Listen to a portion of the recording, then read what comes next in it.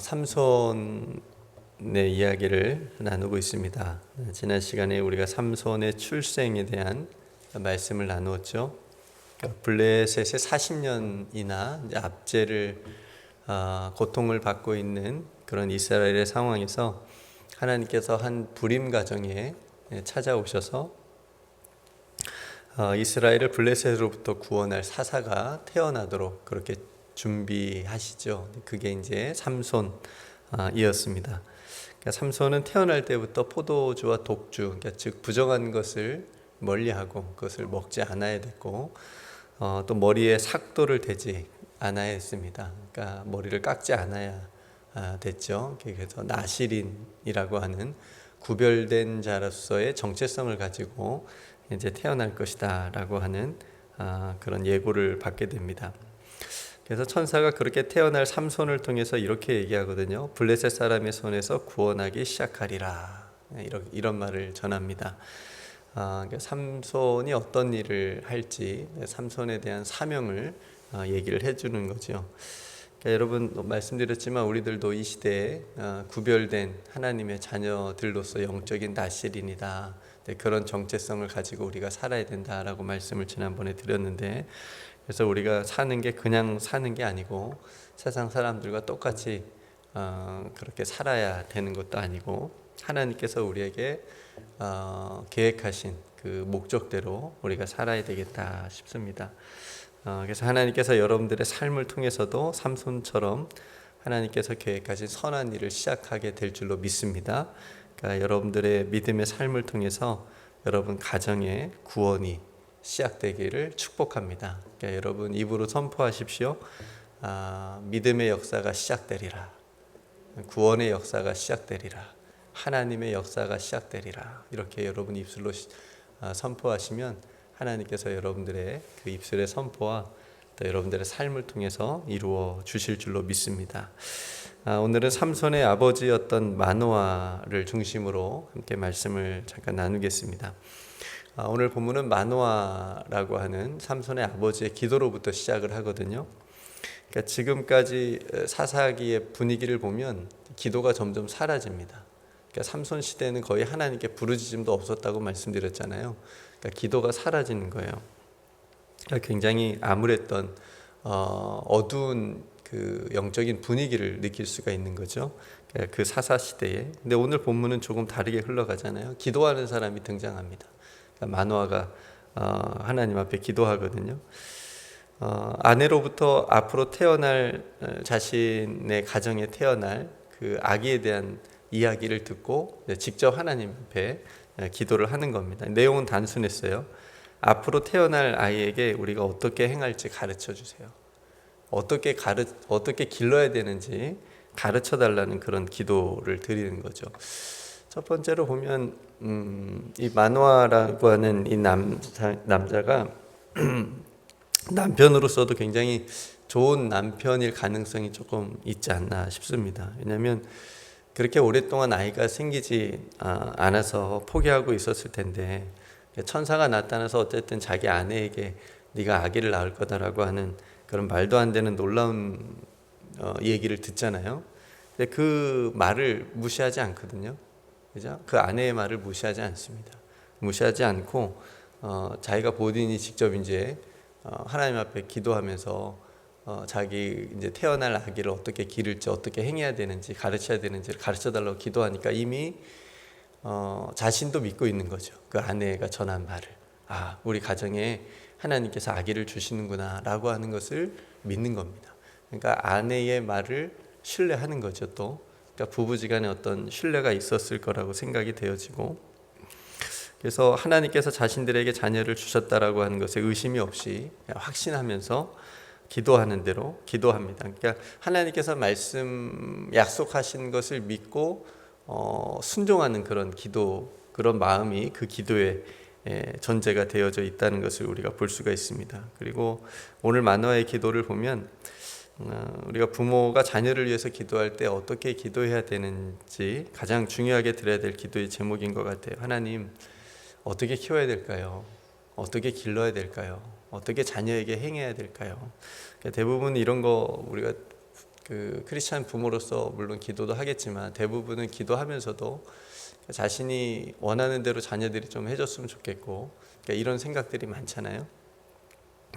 그래서 부모 되기가 참 어려운 것 같아요. 저도 아이들 키우고 있지만 특히 사춘기 때는 정말 뜻대로 안 되는구나. 이걸 굉장히 이제 인정하고 내려놓는 시간이 굉장히 또 필요하고, 자녀들의 그런 모습을 통해서 저의 모습도 보는 것 같고, 그런 한편으로 나는 사춘기 때 저렇게까지는 안 했는데 저 자식은 누구 닮아서 저러고 있나 이제 그런 생각도 들긴 하는데, 어쨌든 우리 자신의 모습도 발견하기도 하고 다 부모 닮는 거지 뭐 이런 생각도 들고, 그래서 뜻대로 되지 않는다라고 하는 것을 우리가 생각합니다. 중요한 것은 뭐냐면 자녀들을 하나님의 선물로 여기는 겁니다. 하나님이 주신 선물로 받아들이는 겁니다.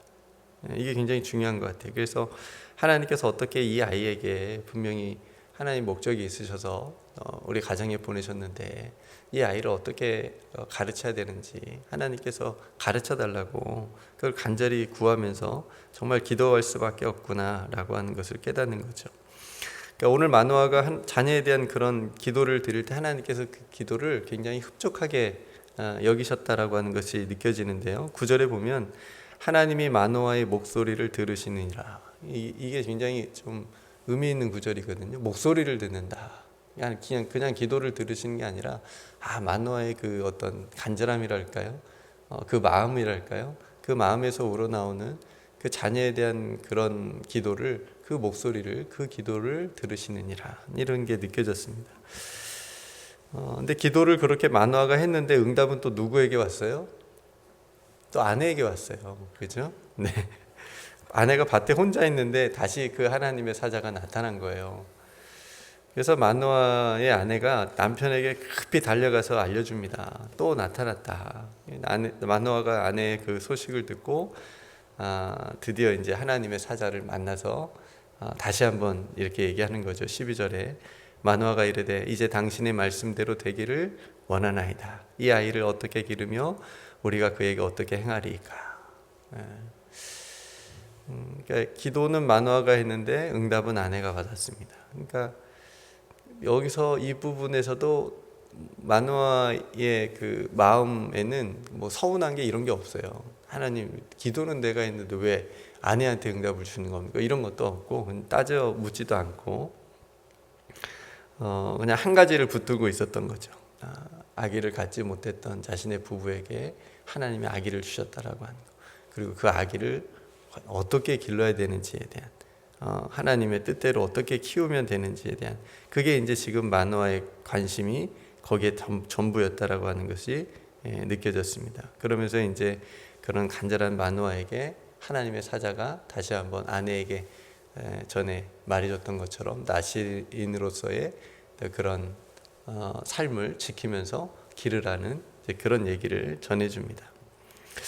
여러분, 오늘 본문을 보면 이 마노아의 행동을 우리가 살펴보면 꽤 훌륭한 남편이었고 아빠인 것 같다라는 생각이 되어지고요. 이렇게 기도를 했는데도 삼손이 그렇게 부모님의 뜻대로 잘 살진 않아요. 우리가 다 아는 대로 이방 여인하고 결혼도 하고 하지 말라는 거 다 아는 말썽꾸러기 아들이거든요.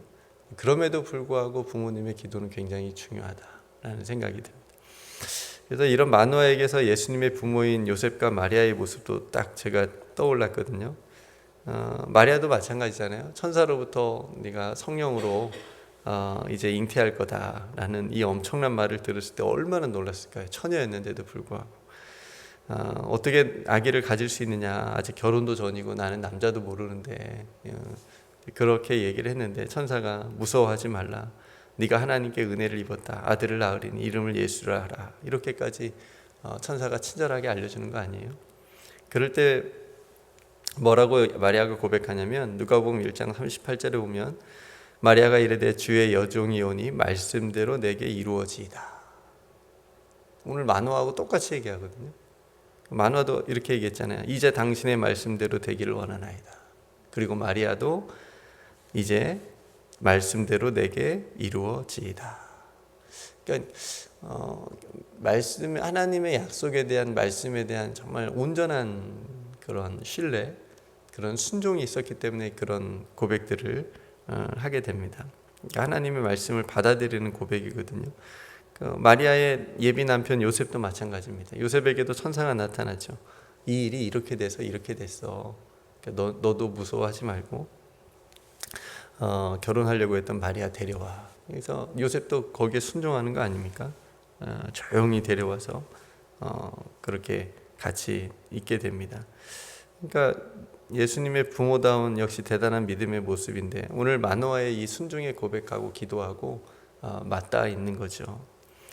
여러분 오늘 이 마노아의 자녀를 향한 기도를 우리들도 부모로서 본받기를 원합니다. 그리고 우리가 한 가지 사랑하는 우리 자녀들을 향한 하나님의 놀라운 계획이 있다는 거, 계획이 있다는 거. 저 앞으로 뭐 해 먹고 살지 걱정할 필요 없어요. 하나님의 놀라운 계획이 있습니다. 그걸 믿고 우리는 기도하면 됩니다. 그리고 그 계획을 하나님께서 이루어 가시도록 자녀들을 위해서 기도하고 믿음의 본을 보일 수 있는 삶의 모습이 먼저 부모로서 우리가 돼야 되겠죠.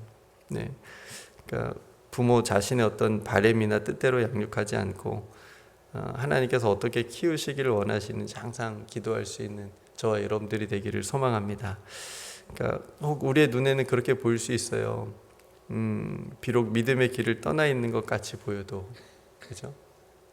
주일에 목사님께서 말씀하신 것처럼 사랑하는 우리 자녀들의 모든 그 믿음의 인생 걸어가는 그 길 위에도 하나님께서 함께하고 계신다, 라고 하는 것을 우리가 항상 기억을 해야 됩니다.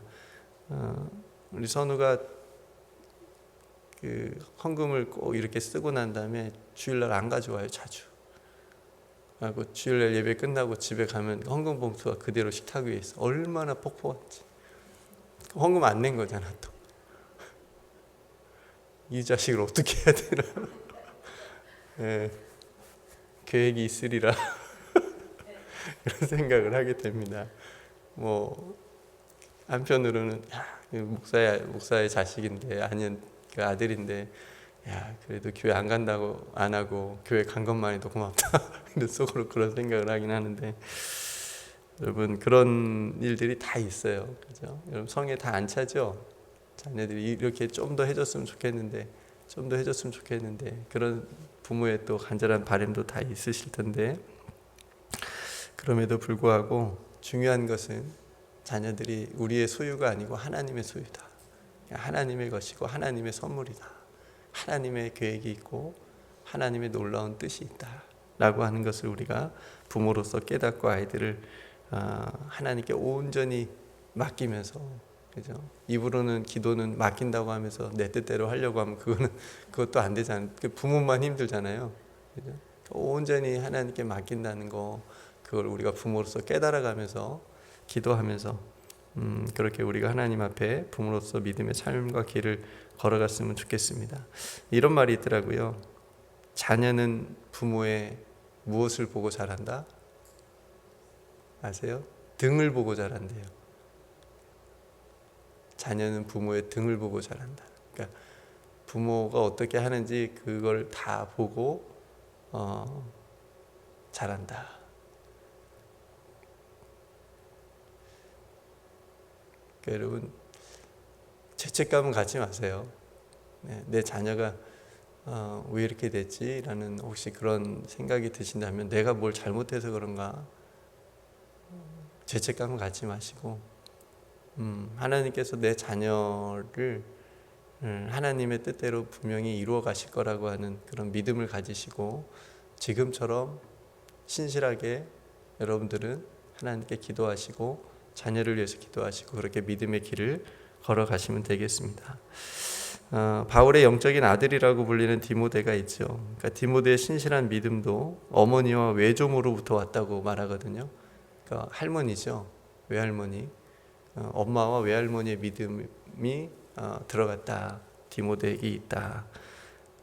찬송가도 그런 찬송가 있잖아요. 나의 사랑하는 책 비록 헤어졌으나 어머니의 무릎. 아버지는 없어요.